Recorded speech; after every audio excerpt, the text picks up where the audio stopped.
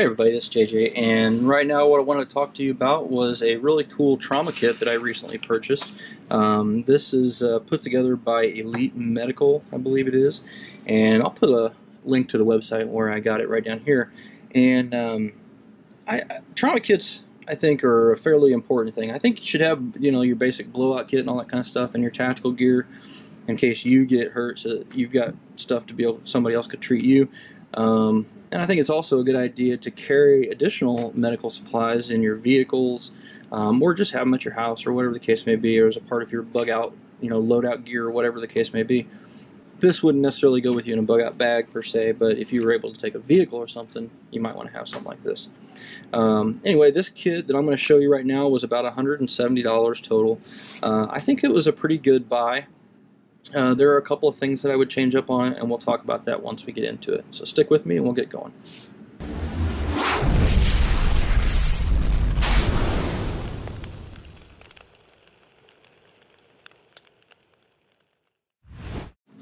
Okay, so to start out, the bag is a Fox Tactical bag, and it's just a small kind of day pack sized bag. It's fairly heavy duty. I'm not a real big fan of the way that the straps go together. They've got these steel rings right here, and then these plastic clips, and I just don't really think that's the most heavy duty system in the world. However, the pack only weighs about 10 pounds, so you really don't need anything that heavy duty, but it's just kind of a small pack all the way around. It really is something that would fit more along the lines of like a smaller framed woman, or even really a child or an adolescent. But it does have a lot of different features on it. You can put different stuff on the outside here. It's got nice big YKK type zippers. You've got nylon cords on the zippers, all that kind of stuff. Got a little bit of PALS webbing with some Velcro, that kind of thing. So overall not a bad pack. But let's go ahead and pull this stuff out and see what's inside of it. Okay, so in this pocket right here, I just went ahead and pulled that all out. We had, I think it was actually initially 10 ab pads. I've robbed a couple of them to put it in another kit that I put together. Then you've got some ophthalmic eye wash, some hand sanitizer, and a first aid kit. Okay, so then in this pocket here, we've got a couple of packages of Med Stopper gauze. It's just a multi-purpose wound and trauma dressing.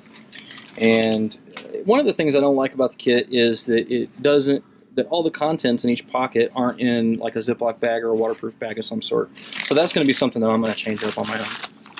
Okay, so in the middle compartment here, this is what it had. It basically had your blood pressure cuff, a SAM splint, some calamine lotion, a ace bandage, kind of the wide one, and then initially it had two of these olive drab and silver emergency blankets and two triangular bandages. Again, I've robbed a couple of those for a different kit that I put together. And then we've got a stethoscope as well. Okay, so then in the main compartment, right here, we had basically three very large 12 by 30 multi-trauma dressings. These are sterile.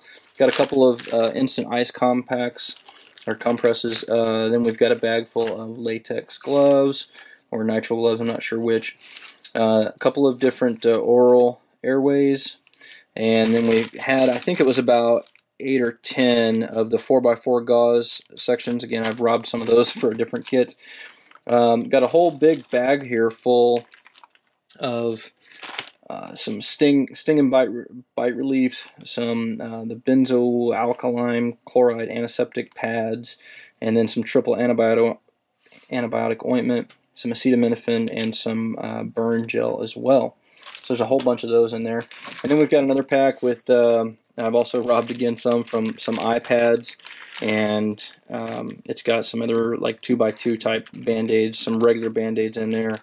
We've got a latex tourniquet, some smaller band-aids, some tongue depressors, and a little bit of tape.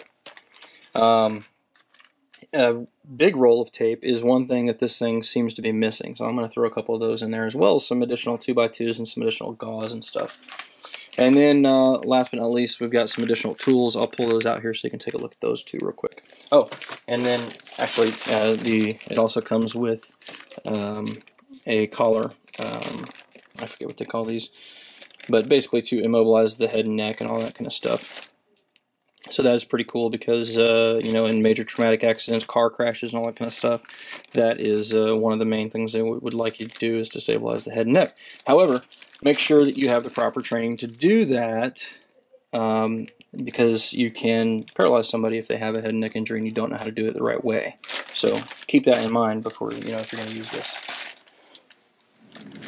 Okay, so last but not least in this package, we've got a couple of different scalpels here, a couple of different scalpel blades and scalpels, and we've got some sutures, we've got a CPR mask, we've got a flashlight with no batteries in it, we've got a set of plastic tweezers, I got a set of forceps, and then lastly this part right here. Personally, I don't have any idea what that's for. Perhaps it is for use with these blades, but I'm not really sure about that. Need to get some training on that, I guess. One set of curved, one set of straight forceps, and a set of emergency shears. So pretty cool kit. It's got a lot of different stuff in there. I'll definitely do some upgrading to this kit. I'm going to add some additional gauze in there, some additional wraps, combat bandages, those kinds of things for making pressure bandages.